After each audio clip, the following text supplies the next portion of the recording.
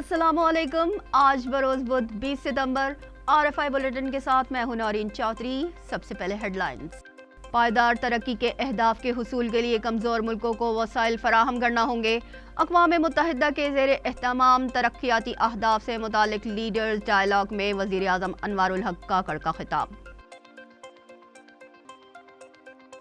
عالمی امن کے لیے امریکی ایجنڈے پر آنا ہوگا۔ موسمیاتی تبدیلی سمیت سیکیورٹی کے مسائل بڑھ رہے ہیں۔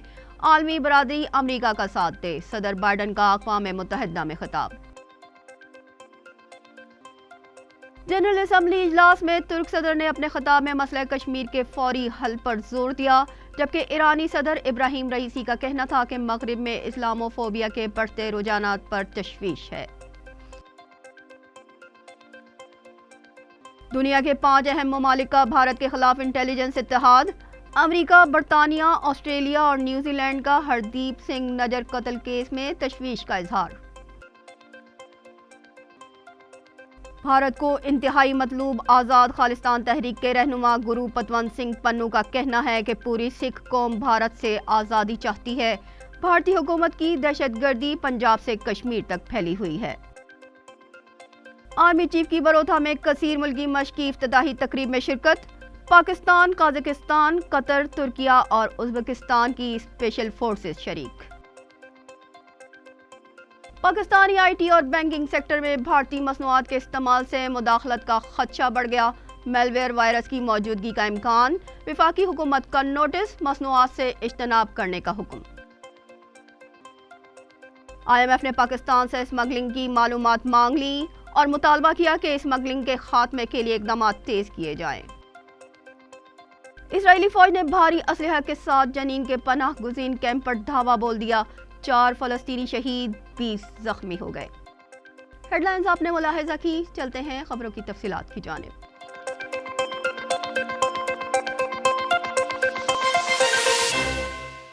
اقوام متحدہ کے زیر اہتمام پائیدار ترقی اہداف سے متعلق لیڈرز ڈائیلاگ سے خطاب کرتے ہوئے نگراں وزیر اعظم انوار الحق کاکڑ کا کہنا تھا کہ پائیدار ترقی اہداف حصول کے لیے کمزور ملکوں کو وسائل فراہم کرنے ہوں گے۔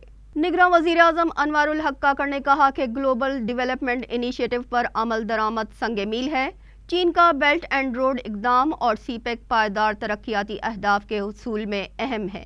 IT، انفراسٹرکچر، سرمایہ کاری، صنعت کاری اور صحت کے شعبوں میں اقدامات کرنا ہوں گے۔ نگراں وزیر اعظم انوار الحق کاکڑ اور ایرانی صدر ابراہیم رئیسی کے درمیان اقوام متحدہ جنرل اسمبلی اجلاس کے سائیڈ لائنز پر ملاقات ہوئی۔ ملاقات میں دونوں رہنماؤں نے 2 طرفہ تعلقات اور باہمی دلچسپی کے امور پر تبادلہ خیال کیا۔ اس موقع پر نگراں وزیر اعظم نے کہا کہ پاکستان ایران سے قریبی دوستانہ تعلقات کو مزید وسعت دینا چاہتا ہے۔ پاک ایران من سرحد پر بارڈر مارکیٹ کا افتتاح مثبت پیش رفت ہے۔ یہ اقدامات سرحدی علاقوں کی اقتصادی ترقی میں معاون ہوں گے۔ نگراں وزیر اعظم انوار الحق کاکڑ نے نیو یارک میں امریکی صدر جو بائیڈن کے عشائیے میں بھی شرکت کی۔ اقوام متحدہ جنرل اسمبلی کا 78واں اجلاس شروع۔ بائیڈن سمیت عالمی رہنماؤں کے خطاب کا سلسلہ جاری ہے۔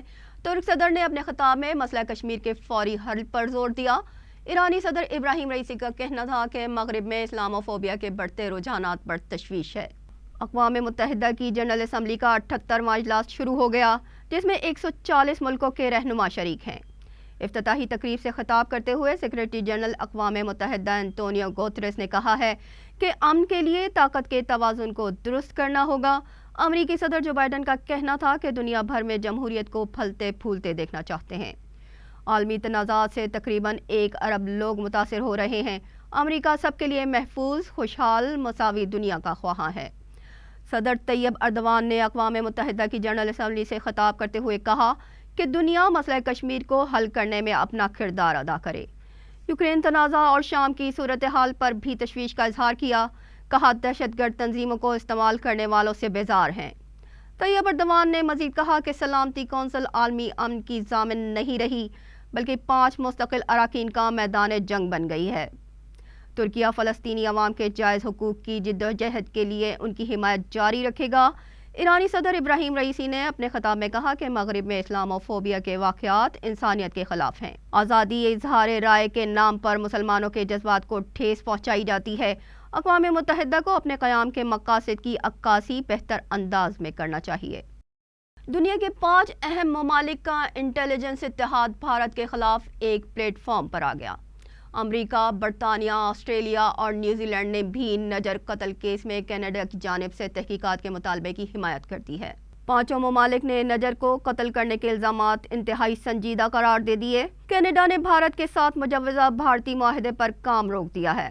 اکتوبر میں طے شدہ تجارتی مشن کو بھی بھارت جانے سے روک دیا گیا۔ سکھ رہنما کے قتل کے شواہد کو مناسب وقت پر شیئر کیا جائے گا۔ قتل میں بھارت کے ملوث ہونے پر دونوں ممالک میں کشیدگی بڑھ گئی ہے۔ جسٹن ٹروڈو نے کہا کہ ٹھوس ثبوت موجود ہیں کہ قتل میں بھارت ملوث ہے۔ اپنی سرزمین پر کینیڈین شہری کے قتل کو ملکی خود مختاری کی خلاف ورزی سمجھتے ہیں۔ کینیڈین وزیر اعظم کا امریکی صدر اور برطانوی ہم منصب سے رابطہ۔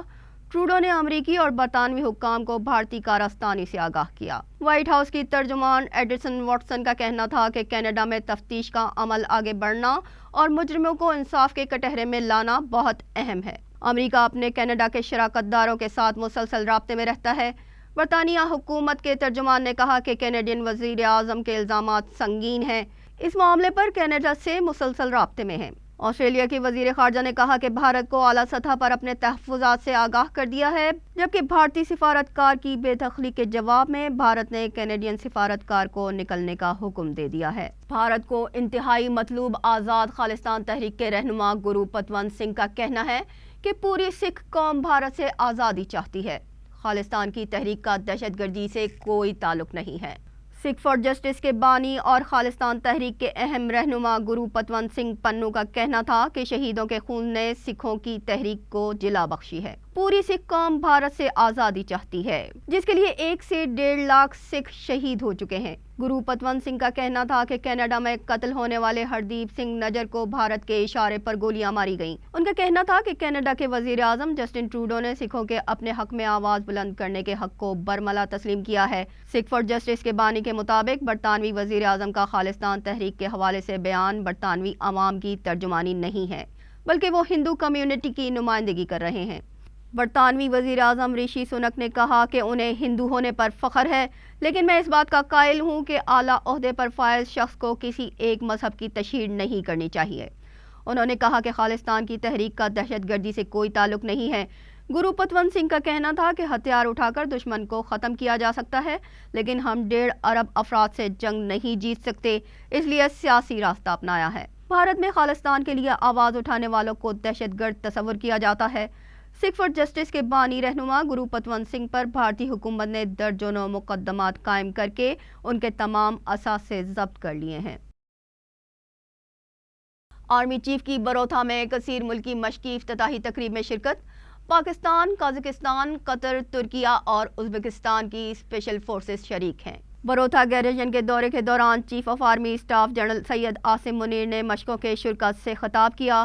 ISPR کے جاری بیان میں کہا گیا ہے کہ 2 ہفتے تک جاری رہنے والی مشق میں پاکستان، قازقستان، قطر، ترکی اور ازبکستان کے خصوصی دستے حصہ لے رہے ہیں۔ مشق کا مقصد دوست ممالک کے درمیان تاریخی فوجی تعلقات کو مزید تقویت دینا ہے، جس میں مشترکہ روزگار کے تصور کو فروغ دینا، مستقبل میں فوجی تعاون کے لیے باہمی دلچسپی کے شعبوں کی نشاندہی کرنا ہے۔ یہاں وقت ہوا ہے بریک کا، بریک کے بعد دوبارہ حاضر ہوتے ہیں۔